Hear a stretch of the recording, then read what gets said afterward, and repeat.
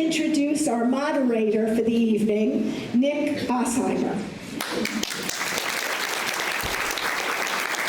Nick was the organizer of the protest against 287G at FAU back in September. He is a community organizer, a political activist, and the president of the FAU Democrats. Please welcome Nick Ossheimer.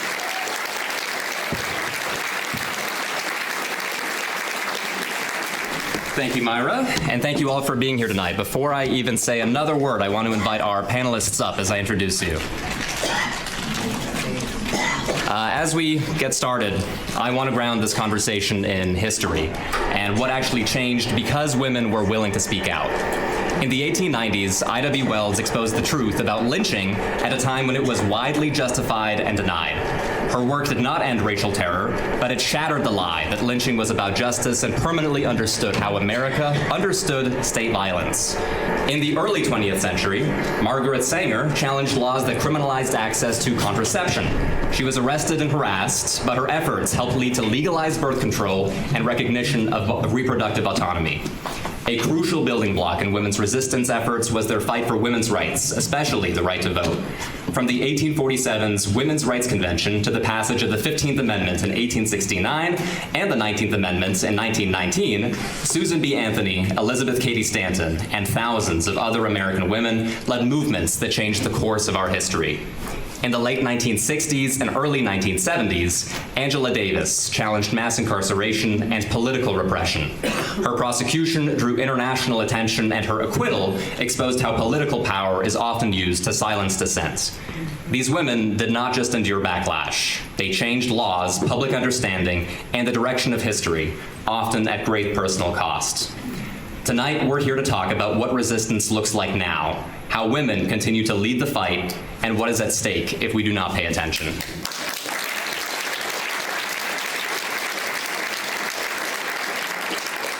First, I would like to introduce Dr. Karen Leder. Dr. Karen Leder is an art historian and professor at FAU.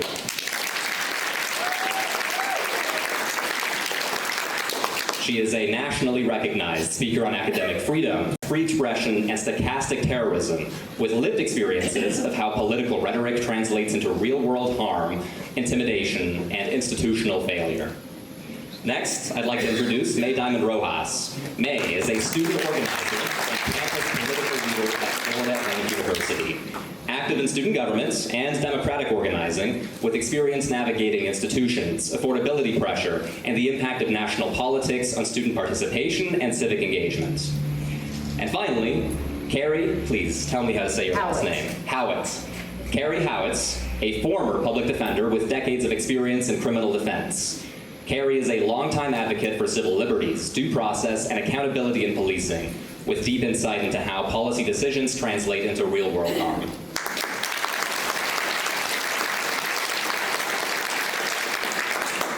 Without further ado, let's get started.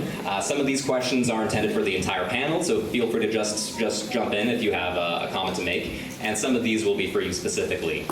First of all, at Indivisible Boca Raton's events, women consistently show up in greater numbers, whether that is to protests or to events like this one. Nationally, women make up half of the population, but hold less than 1/3 of seats in Congress. In academia, women earn the majority of undergraduate degrees and a large share of PhDs, yet they remain underrepresented among tenured faculty and senior leadership.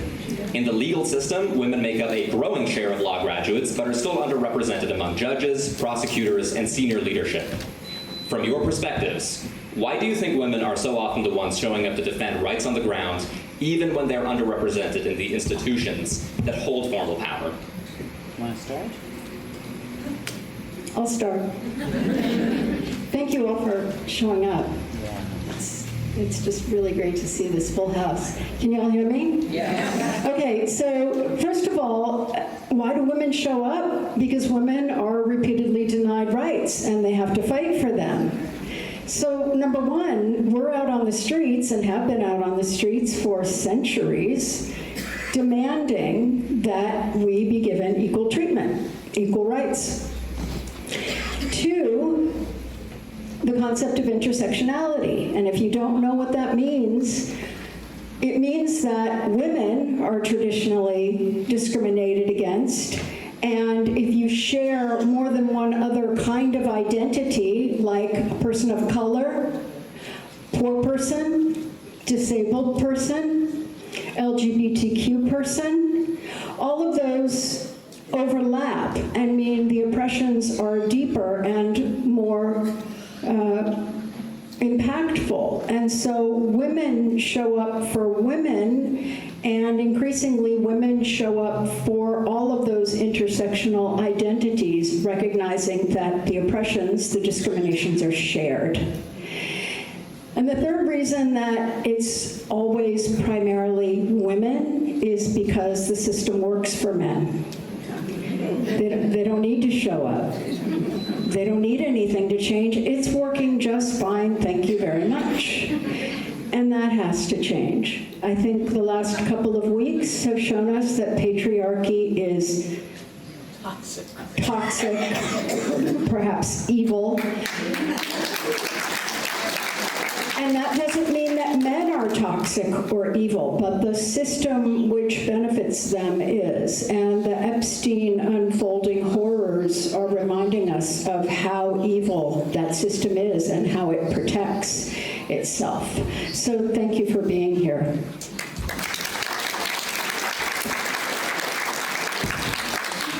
Yes, I'll echo the thank you for being here. It does my heart good to see all of you, I can tell you, because it is worrisome. It's you know, we need to be out there, we need to be voting, we need to be speaking up any chance we can. So I thought about this question and I loved your answers, Karen. I agree with all of that.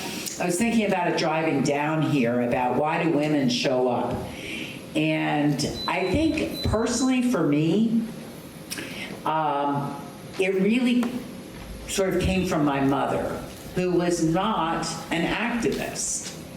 She was an oppressed, stay-at-home mom, right? So I know a lot of people who grew up with activist moms. I'm looking at Linda because I know her son. But I think a number of women my age grew up with mothers who wanted so much more than they could have. And so she really raised me to believe, you know, I could be what I wanted to be. I had a voice and I had a responsibility to speak up, even though she could not. Yep. And so I think that's one of the reasons, even generationally, that we're seeing women speaking up. And I also think we're a little used to the long, hard run, right? It doesn't come easy. As a young lawyer, I was told women don't belong in the courtroom. They belong in the bedroom and the kitchen by a judge. And so sort of, you know, came into my career knowing I had to be better, to be equal. Well, it turned out I was just better. But I think that's true for a lot of women, right? We often feel we have to be better, to be taken seriously, to be listened to, and to succeed. And that, I think, is one of the reasons we show up and keep showing up. We know it's long, it's hard, but that our voices matter. And so that's what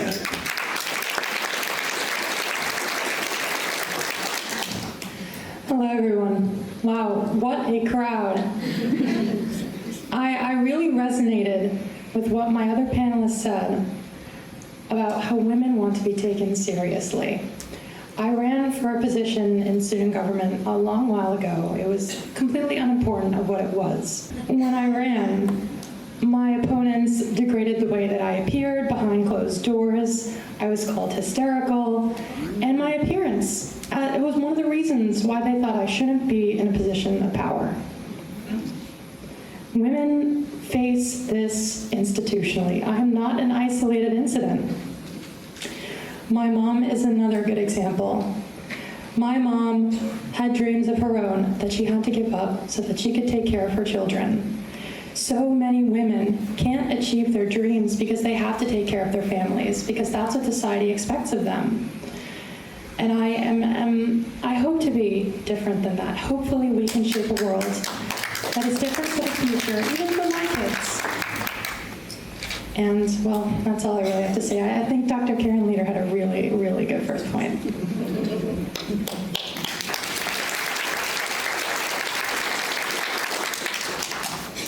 In the aftermath of the murder of Renee Good and Alex Preddy, Donald Trump and Kristi Noem quickly moved to demonize them, frame protesters as dangerous, and portray ICE as beyond accountability.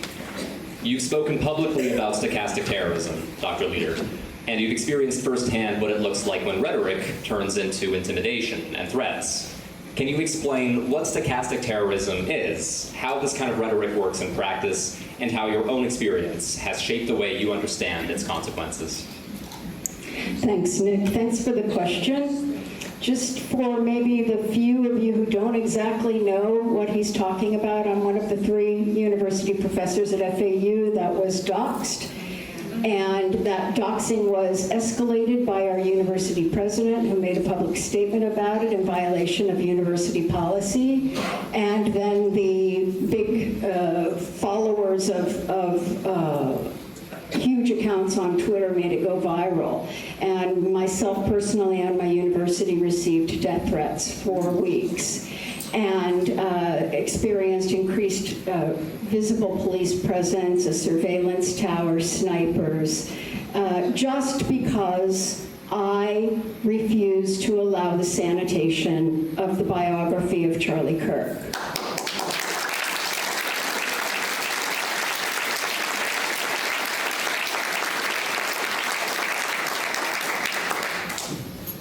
What happened to me does have a name. It is stochastic terrorism. Stochastic terrorism, by definition, is the public demonization of a person or group resulting in the incitement of a violent act, which is statistically probable, but whose specifics cannot be predicted. So it was probable that when my home address was shared on the internet to someone who has 4.5 million followers, and my university was tagged, where you can find my email address and my phone number, the probability of me being a victim of violence was highly likely. However, stochastic terrorism defines those situations where the actual instigator can't actually be located, can't actually be tagged with the act. And at the risk of maybe putting a little bit too much of a spotlight on myself, the most notorious stochastic terrorist of our age is Donald Trump.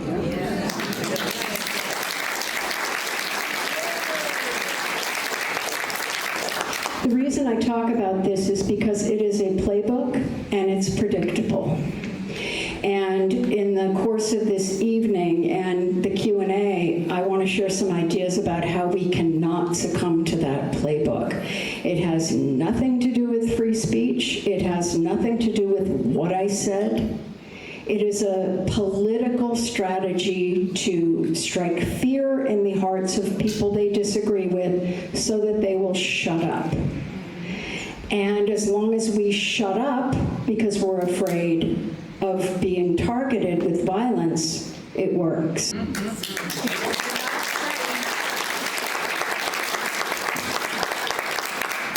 Carey, since the Lake and Riley Act passed in early 2025, immigration enforcement has become more aggressive.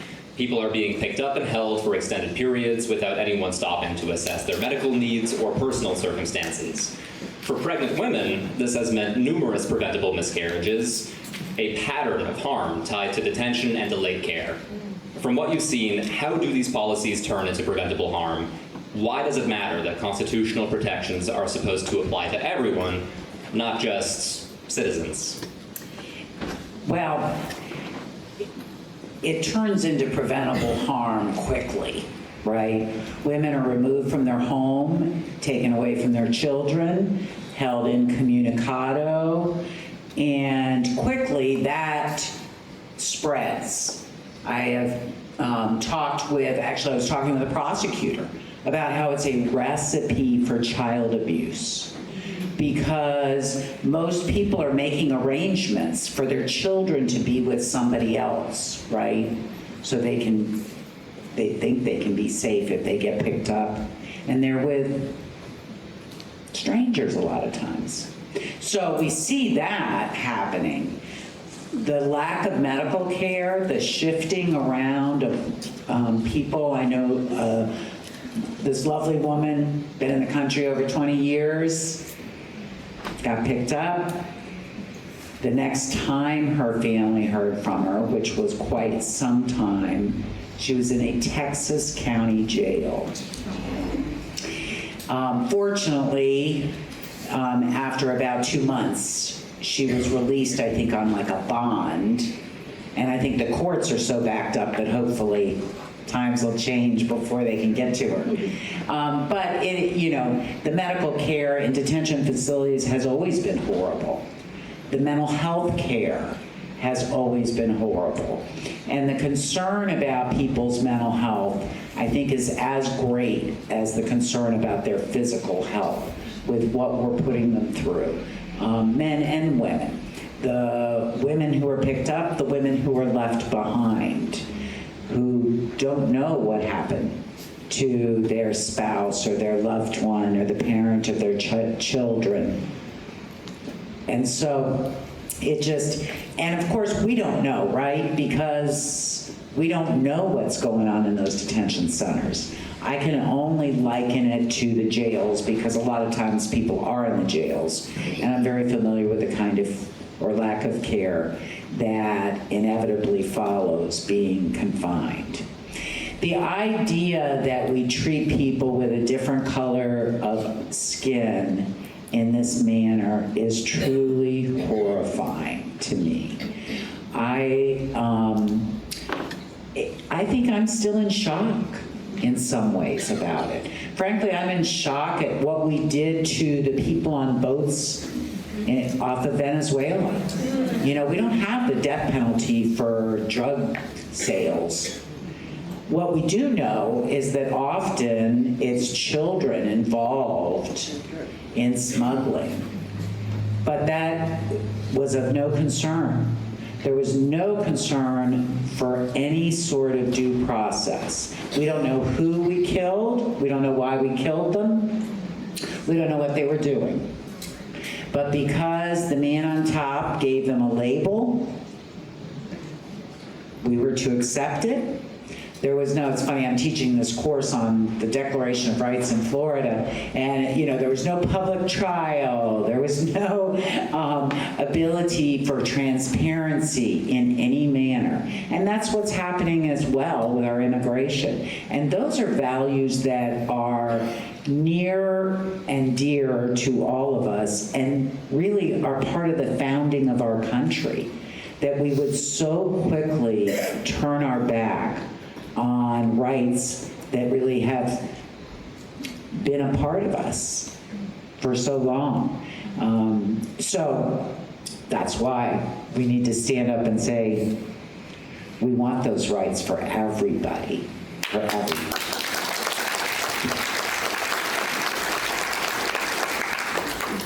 To follow up on that, we've all seen videos of ICE agents detaining people for no clear reason, demanding documentation. Often it can't be provided at first sight, and they're dragged away for detention with very little opportunity to understand where they went or what's happening to them. From your experience, what happens when the presumption of innocence starts to erode? What happens when we're assumed guilty instead of innocent? So again, sort of the foundation of our system of justice is that there aren't people in uniforms making the decision of who is guilty before there's any opportunity for a public, transparent trial with representation, right? Our people who are being picked up have no representation 99% of the time. And it just, again, this idea that if your skin is a particular color, you better carry your ID with you. You better be able to prove you're a citizen. Never in my life did I think I'd have to prove I was a citizen. And that's what folks are faced with. And then if they are not, there is this presumption of guilt. And how we have labeled them, I have been horrified at the photographs of the men that they have broadcasted to make them look like something other than our neighbors. You know, no shirts, highlight tattoos, have them chained. We know what that sends, that picture sends. Their heads bowed. It really is just horrifying, but it's an effort to say, just look at them and you can tell they're guilty. And as long as that way of thinking seeps into our culture in any way, we will lose our most precious and most valuable rights, our freedom.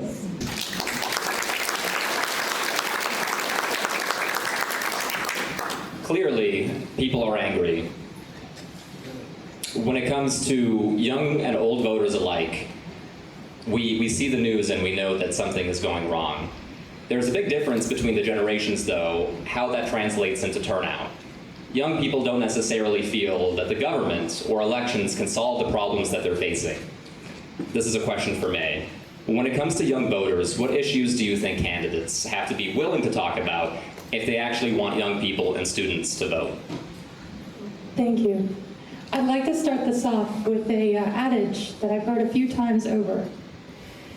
Young people don't vote because they aren't represented, and young people aren't represented because they don't vote.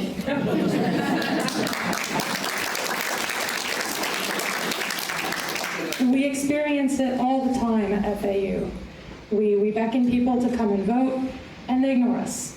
A lot of people think that government is not something that they participate in. It's just something that happens to them whether they like it or not. And while I worry about my rights, about what I can afford in the future, while I see my bank account being stagnant, I see issues. I see rich people getting richer. I see all these things that will prevent me from having a normal life. And if any candidate wants my advice, you need to be hard on that fact. People like me, we want to know that our futures aren't going to be $20 to go to McDonald's. It's not going to be $1 million to go on a vacation. We want to have a normal life just like everyone else.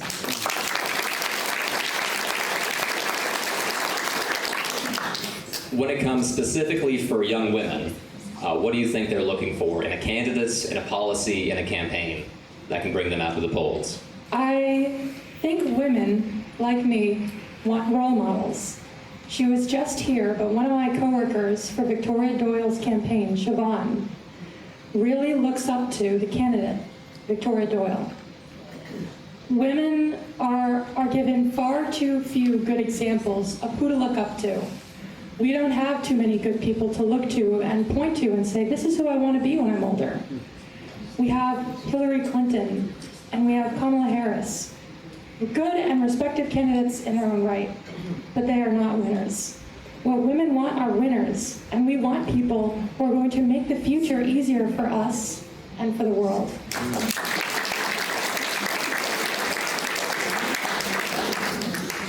When rhetoric that we hear from the right, or from wherever, predictably leads to harassment, threats, or violence, institutions, often institutions that you depend on or that employ you, respond by staying quiet or distancing themselves from the issue. Why is their silence so dangerous at a time like this? So this is the anatomy of stochastic terrorism, and this is why it works. So you rile up a crowd, right? You rile them up with people who are speaking ill of someone you admire, or being too woke, or whatever it is. Again, it's not the speech, it's the act of riling up a crowd. Now you have algorithms that allow you to extend that riled up crowd into the millions. And it goes viral, and the phone calls and the death threats start.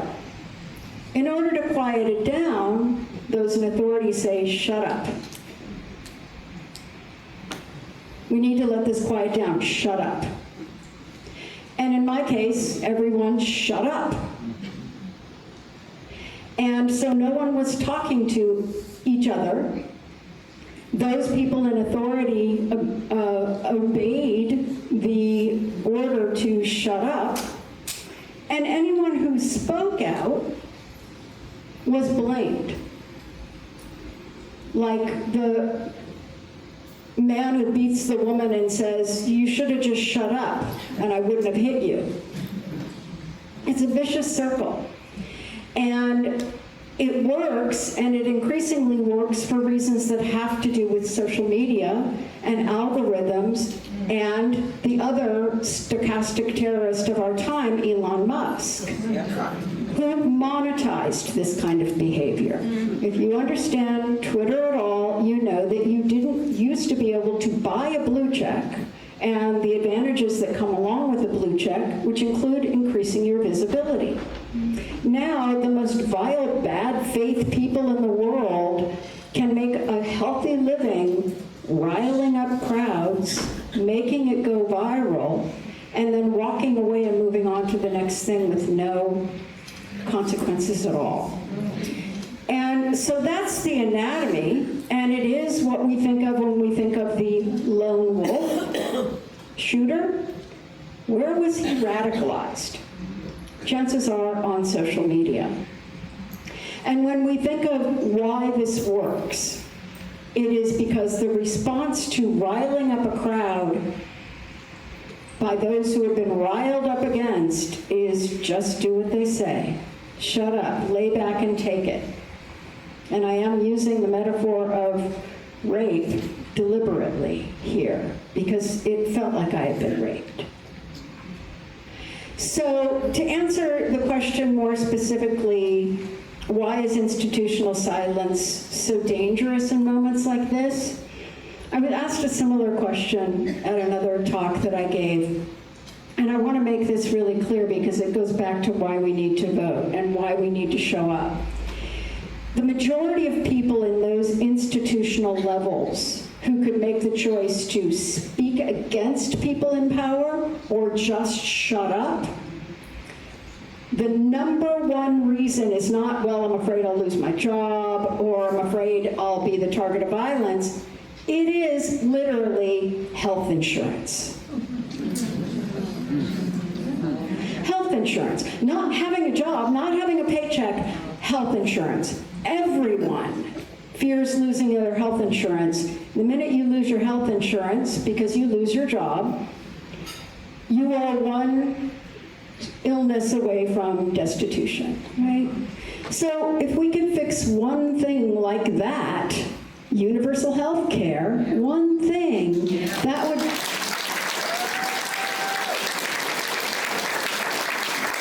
take that one stifling fact off of the shoulders of people who are inclined to push back, inclined to speak, but are scared into silence because of their own personal economic situation. So I'll leave you with that to think about. Great point. I would just add to sort of the, environment of sort of threats and retaliation. The other part of it that I see is the monetary part. And it's why our major media outlets are so quiet. Because they've been threatened financially with their business. And that's one of the things that is, to me, most frightening.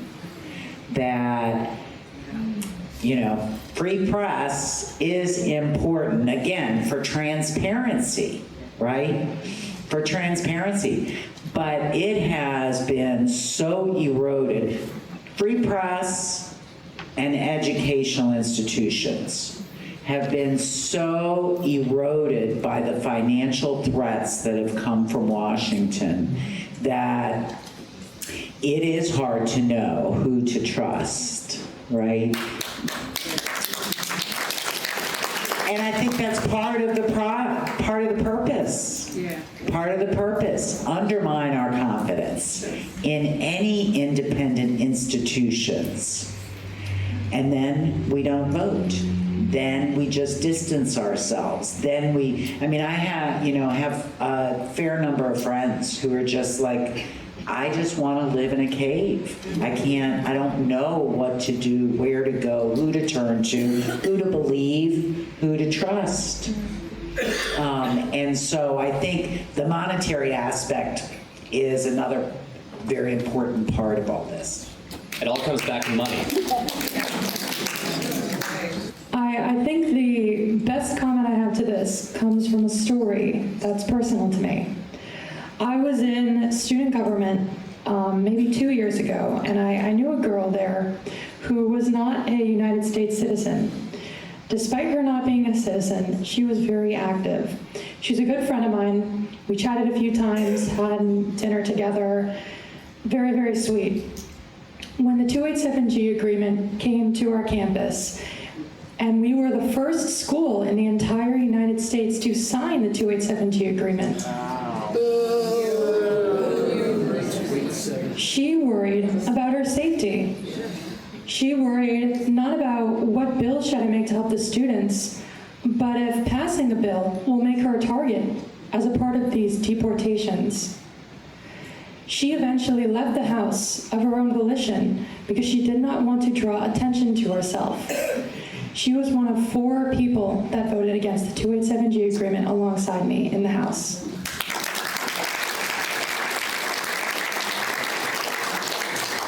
It's difficult to be a freedom fighter, or to fight for democracy, or to attend a protest, or to do anything to help this country if you don't have the free time for it.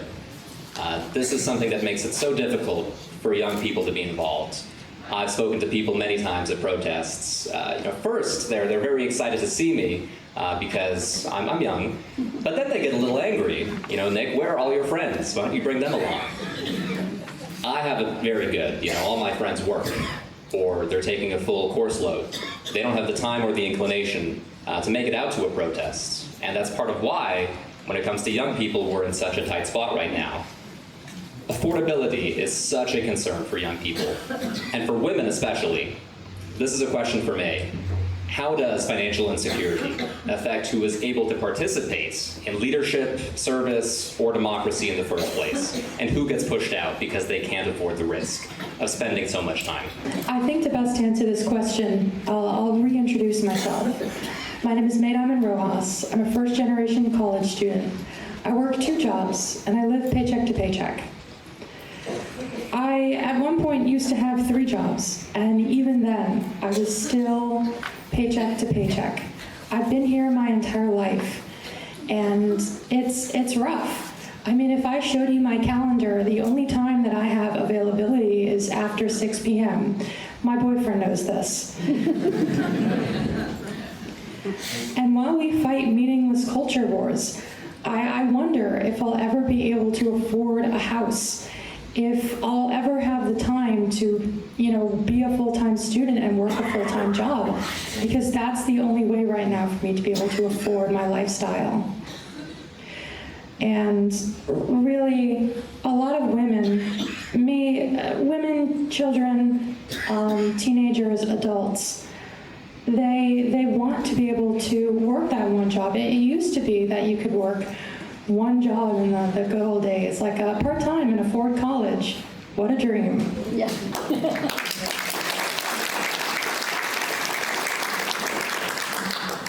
This is a question for both May and Dr. Leader, because I know you can offer 2 different perspectives on this. As immigration enforcement becomes more visible and importantly more normalized through the 287G agreement, how does that change the climate on campus, especially for undocumented students or for students whose parents are immigrants or for whose friends are immigrants? So I'm going to take this question, and I'm going to hope that this is one situation where you will all be encouraged to take action. So FAU, like all universities, has a dedicated police force. That police force is trained specifically to protect us. Students in particular, those who have just left home for the first time, 18 years old, never lived separate from their parents, and a huge population of faculty, staff. So we have our dedicated police force, and we're supposed to trust them, and we're supposed to report crimes to them, and they have to deal with, Greek life and young people drinking for the first time, and all kinds of things that require some good training and good sensitivity to the situation. It's very different than, say, a sheriff's department that's, in a big city or something. It's a very different job, very different training, a lot of accountability for being sensitive to the needs of a young population. Enter the 287G agreement, which requires the FAU police to collaborate with ICE. Add to that absolutely no communication to students or faculty or staff about how that is going to work, what their rights are, what is the difference between access and rights and enforcement with the FAU police and access and rights and enforcement with a federal agency. And you have the beginnings of complete distrust between the FAU police and the population it is trained and paid by taxpayer dollars to serve. So that is not good, and it happened quickly, and our university president, whose background is in detention and incarceration, jumped with both feet into this agreement. So what I want to say is it doesn't have to be that way. And if the public rose up and resisted it and let our administration know how wrong it is, we might be able to shame them into ending that agreement.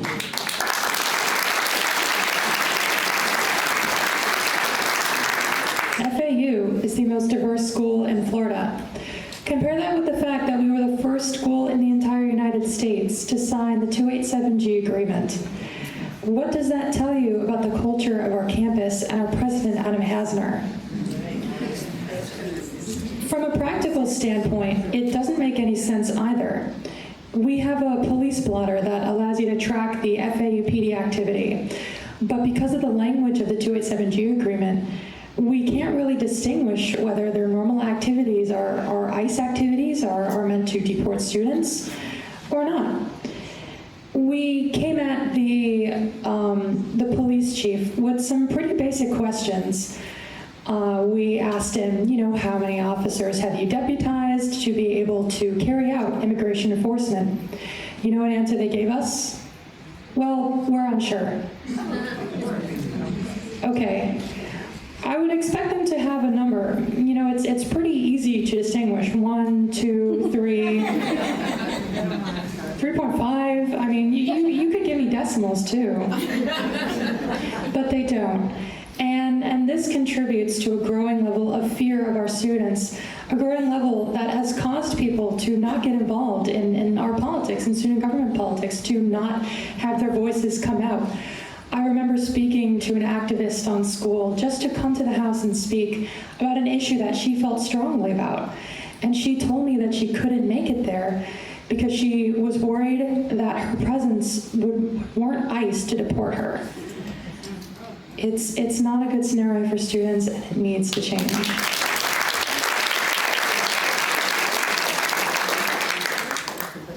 One final thought, and I want to tie this back to women. I am a straight white man. I am pretty safe as far as these things go. And I want all the straight white men at FAU to keep one thing in mind. I would never be the natural target for detention by ICE. But the moment my dad or my mom drives me or my sister to campus and does a rolling stop at a stop sign and is unable to produce his green card on him that very second, he is at risk not only of detention for up to 72 hours, but deportation with no other cause. I have it good, and my family's entire life could be turned upside down just because the police or a political rival feels the need to retaliate. We are at a situation where things could get real bad any second. They haven't, and we're not expecting them to, but the fact that the police has this power, and all it takes is the will to use it for our civil liberties and our constitutional rights to be entirely thrown out the window, it is a catastrophic situation. So even though straight white men like me might not feel anything right now, we are just as much at risk of fascism.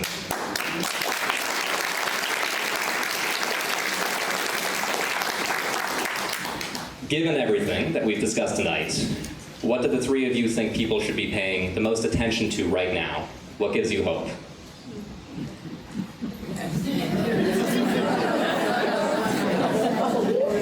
No, I can go first. I mean, what gives me hope is I do believe that the majority of people want the right thing for themselves and for each other.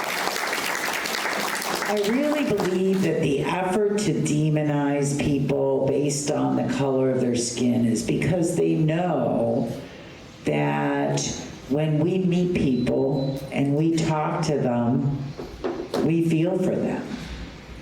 So if we can keep them as different from us as possible and away from us, you know, that's the secret. But what does give me hope, I mean, one of my neighbors is, you know, they had big Trumpers, big Foxers. But I was talking to her about this woman that I knew that had been picked up and whose 21-year-old daughter had contacted me about it. And she said, that's just not right. She knew the lady also. And she said, that's just not right. She didn't commit a crime or anything. Really? That's just not right. So I think, you know, I just go, you're an inherently good person. How do we bring the good out of people? Because I can't do the anger and hatred to others that feel differently than all I can do is say, how do we educate? How do we sensitize? How do we bring out what in the vast majority of people exists, which is empathy and compassion and love? I think it's there, and it makes people happy when they feel it, right? So how do we do that? But that's really what gives me hope is I have a pretty strong abiding belief that human nature is essentially good.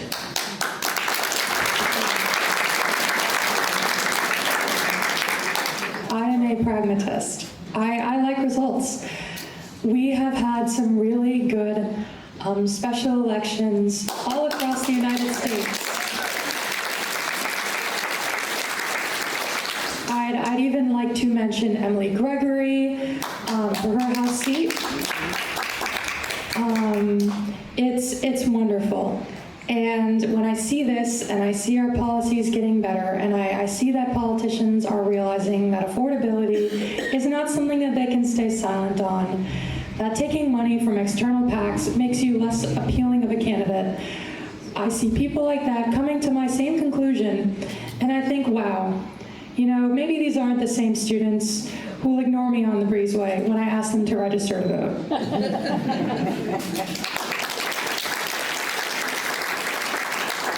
Okay, well, I'll bring the anger.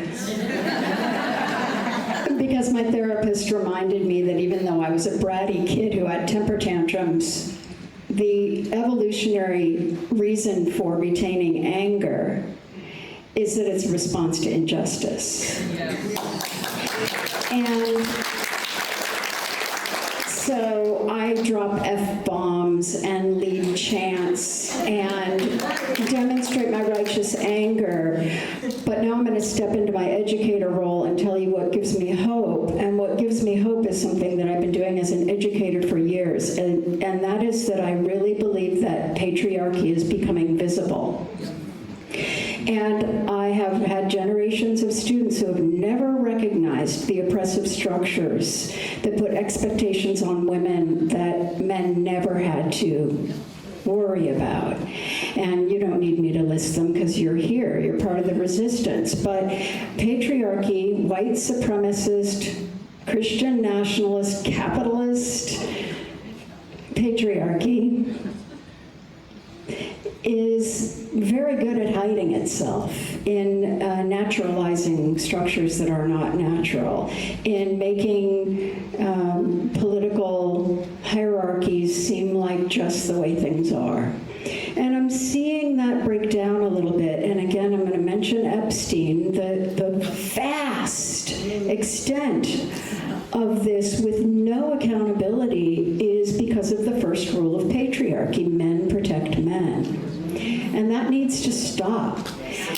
And so when I go back to the original question of what gives me hope, it's because I'm starting to see that there might be enough men who help make it stop.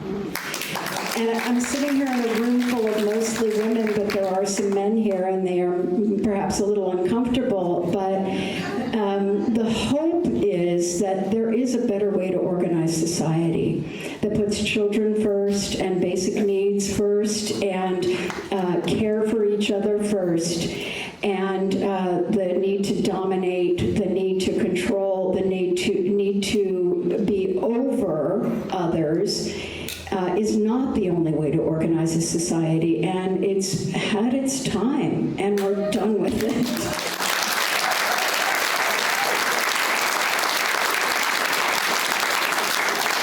We are going to get to Q&A, and I want to maximize the Q&A time. Please go ahead and stand up, line up at the microphone at the front. Thank you for giving me permission to say I'm effing angry about what's going on. And my question is, what are we going to do about the situation with men? Because I don't want to see the unredacted emails that are coming out over the next few weeks. Thank you. Have you called your reps? Have you called your senators again to remind them that they are breaking the law by not releasing the remainder of the Epstein documents, by redacting them illegally, by hiding the names of the perpetrators and revealing the names of the victims? Have you called them? Are you signed up for 5 calls?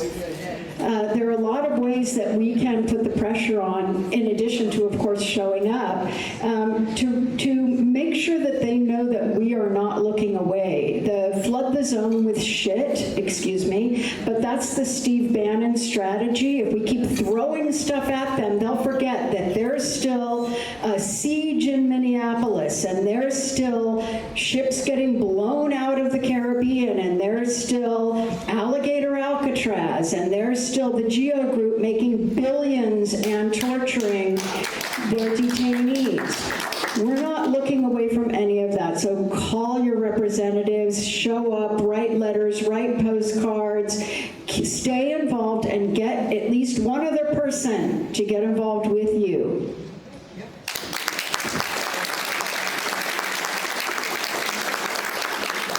Good evening, everyone. My name is Milani Ellis. I'm a student at Lynn University, and my question is directed towards May, but I feel like all of you guys could answer. Do you feel like young people don't vote because their age isn't represented in what we see going on in the government? I'd like to say yes. I think it's treated as a phenomenon when Gen Z or even millennials get any sort of meaningful position. James Tallarico, for example. I mean, like, most of the politicians in Congress are still boomers, and no disrespect to boomers, but we don't have equal representation. I think there is an aspect that plays into it, right? Young people want to see young people. And if that's the case, grab you and some of your friends. Let's go volunteer for a campaign. It's fun, I promise.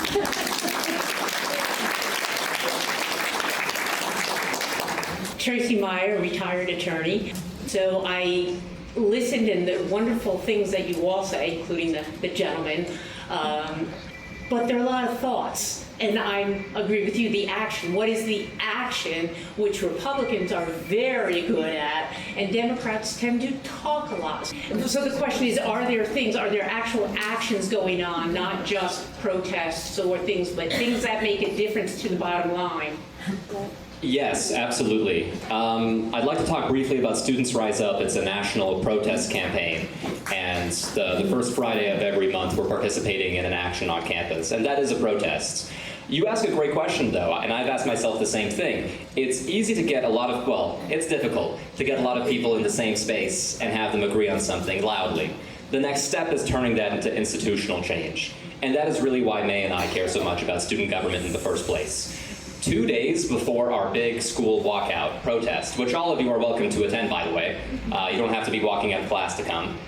We have a hearing in the Student Government Senate 2 days earlier that is going to basically determine whether the student body approves or disapproves of the 287G agreement. We are getting students together to testify about how this has hurt them and their families, how this influences their time on campus, whether they can even continue studying at FAU with this threat looming over them. And they're going to testify to the student government senators who, in all likelihood, hopefully, are going to say that the student body rejects the 287G agreement.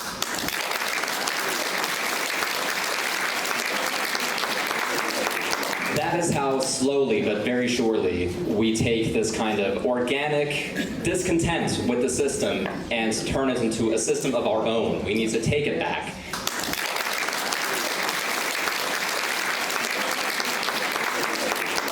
My name is Francine Taylor.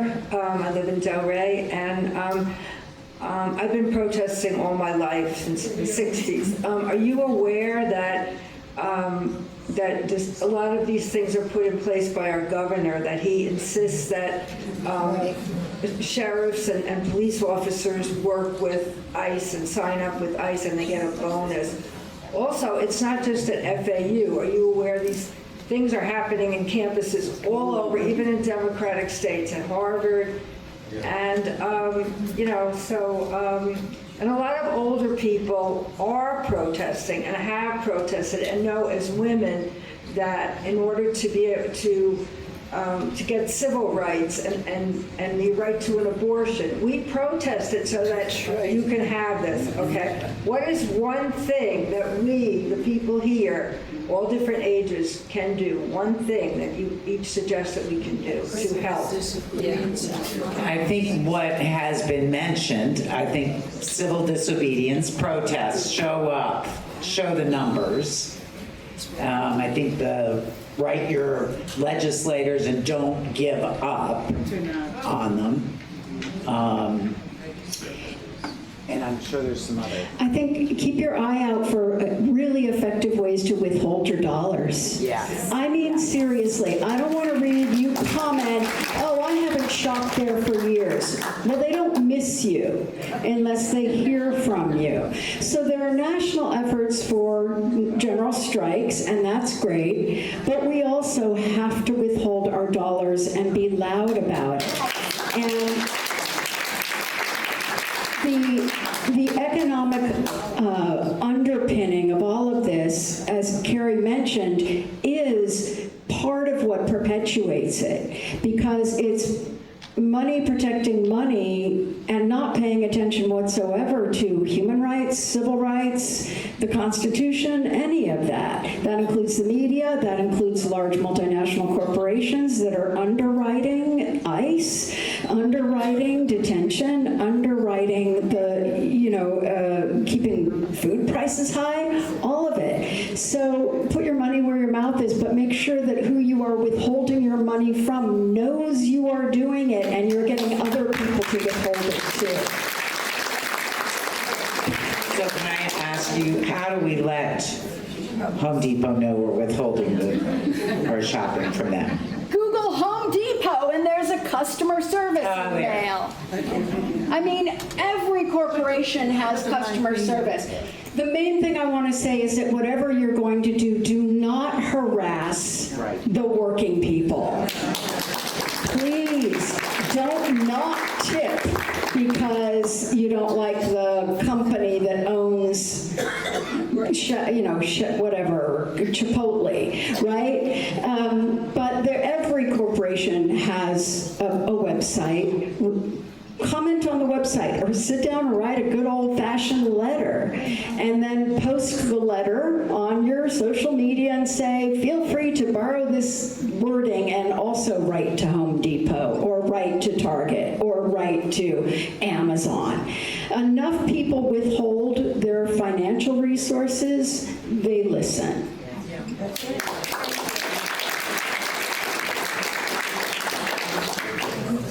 Following up on the topic that was brought up and how there's not enough women leaders that are setting a good example, people that are getting the spotlight are people like Erica Kirk, Candace Owens, people that are kind of like a caricature for mostly targeted towards men who buy into the patriarchy.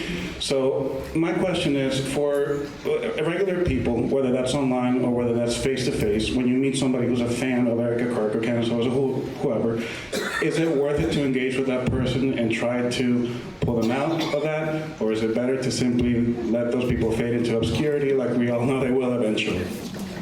I think the best instance that I have of this is when we interact with the Turning Point USA people at our college. They get paid $81,000 just to rage bait people, just to sit there and say that families or women don't deserve votes and their vote should go to their husbands. You can't debate someone who's paid to be wrong. The best thing to do is just ignore them. I would just add, though, this is perhaps I can be old and naive, but I read this interesting article in the Atlantic about how our lack of community has led us to so much isolation, which then has led us to so much social media influence. That, sort of there used to be the neighborhood parties where you would interact with people, you wouldn't know what their political beliefs were. And you would come to like each other before there were conversations about philosophy. And it could make a difference. And that's what I say about my neighbor, right? I put aside that I could hear Fox News all the time and just talk to her as a person. And I don't think there's any point in somebody who's just doing what you're saying, May, But with other people, we're kind of jumping into politics before we're finding out, things about their life that you might have in common with them in ways that can start conversations about stories, stories about people that everybody could agree on. Then you talk about why the policies impact them.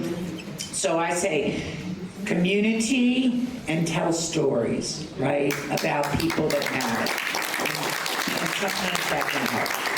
I'm going to add one other thing, which is every single day remember what a miracle public education is. What a miracle public education is, because it is intended to educate us all to the level, everyone, to the level where they can be responsible, functioning citizens of a democracy. And the main reason that it gets underfunded and privatized and demonized is because that is a threat to power. So as long as they're targeting public education, they're taking away our voice. And the people who say that we indoctrinate people who come from conservative families are lying. What we are doing is taking them out of their bubble, whether that bubble was a right-wing bubble or a left-wing bubble, and we're teaching them how to think for themselves. And democracy does not survive if you're not able to look at two sides, weigh the evidence, and make the decision for yourself.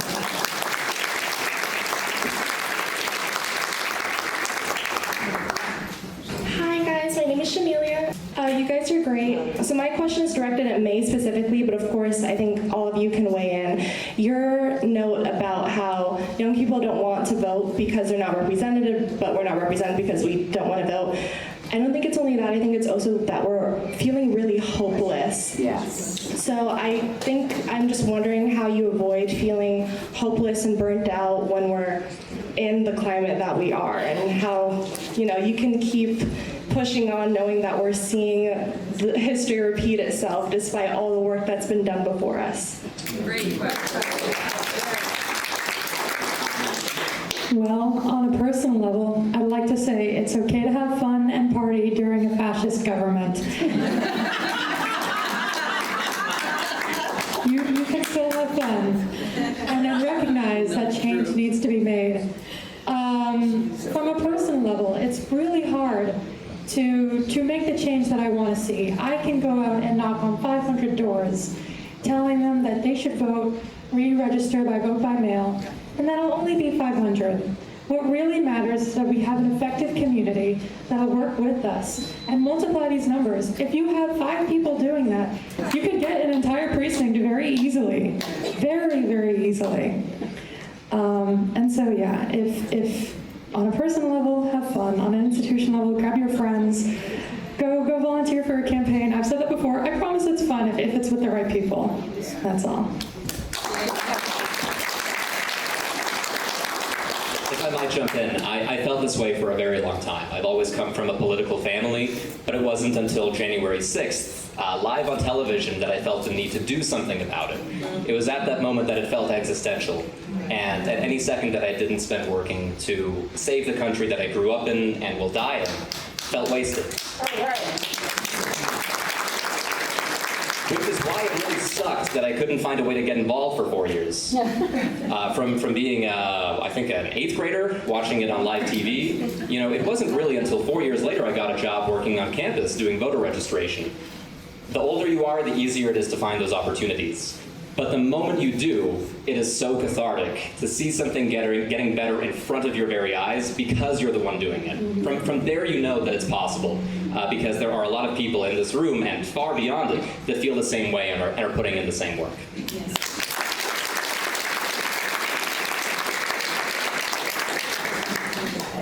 Hi, my name is Ava Hilton, and I'm the news editor for the University Press at FAU. So I just wanted to say, FAU received a D- rating by FIRE on the terms of free speech last April. Would you be able to comment on how that censorship affects advocacy on the issues you spoke about today, and what you'd like to say to FAU students wanting to speak out about the issues they believe in? Hi, Ava. I'm so glad you're here. I can't wait to see what you write.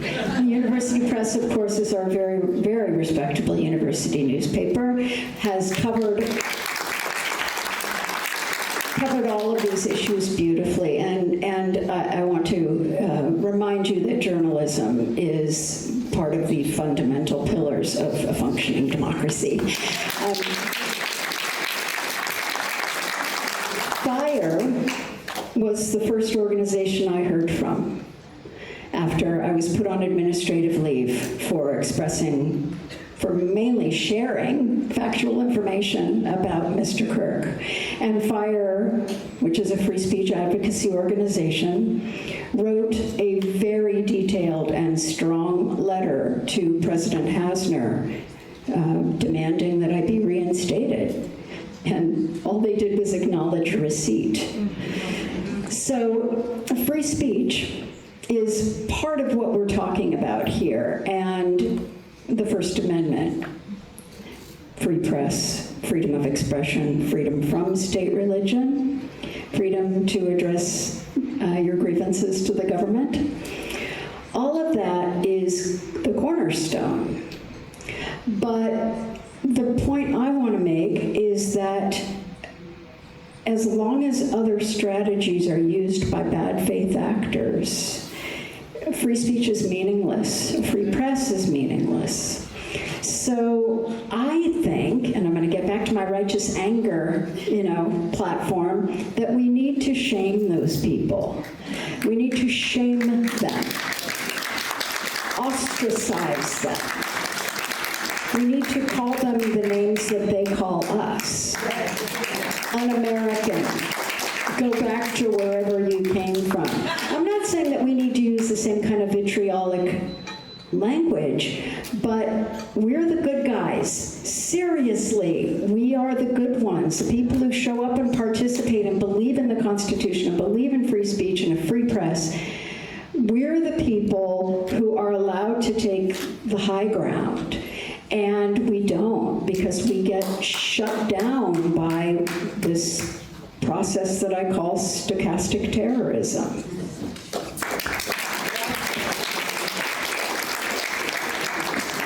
Thank you, Ava. It's so nice to see someone from University Press here. I love you guys so much. If you guys don't know, University Press does print issues. That's right, our school paper does print issues, paper versions. We have some on our table in the very back if you guys want to see what they look like.